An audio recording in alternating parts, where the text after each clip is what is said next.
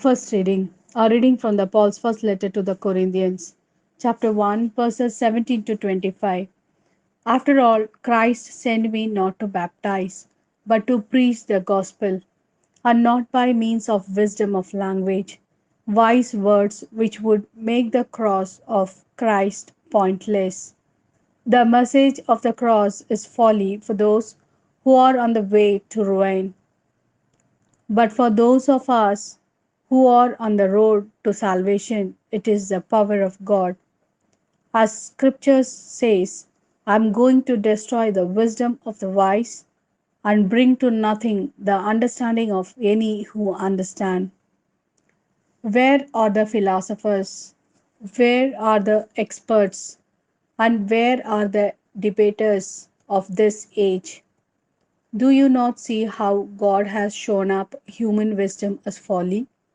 Since in the wisdom of God, the world was unable to recognize God through wisdom, it was God's own pleasure to save believers through the folly of the gospel.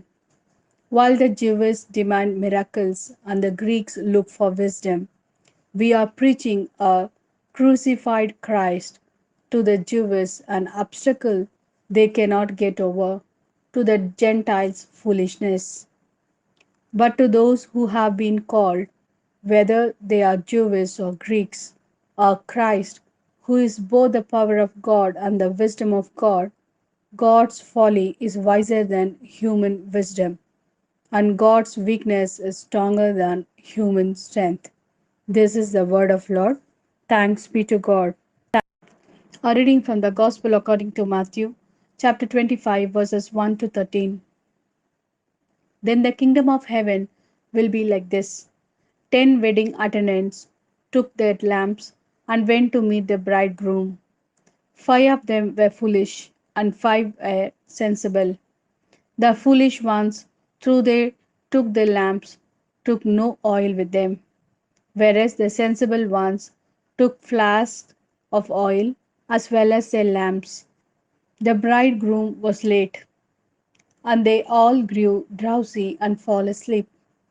But at midnight there was a cry, look, the bridegroom, go out and meet him. Then all those wedding attendants woke up and trimmed their lamps.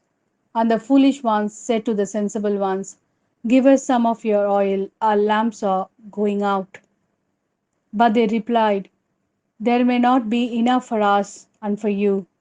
You had better go to those who sell it and buy some for yourselves. They had gone off to buy it when the bridegroom arrived. Those who were ready went in with him to the wedding hall, and the door was closed. The other attendants arrived later. Lord, Lord, they said, open the door for us. But he replied, in truth I tell you, I do not know you. So stay awake, because you do not know either the day or the hour.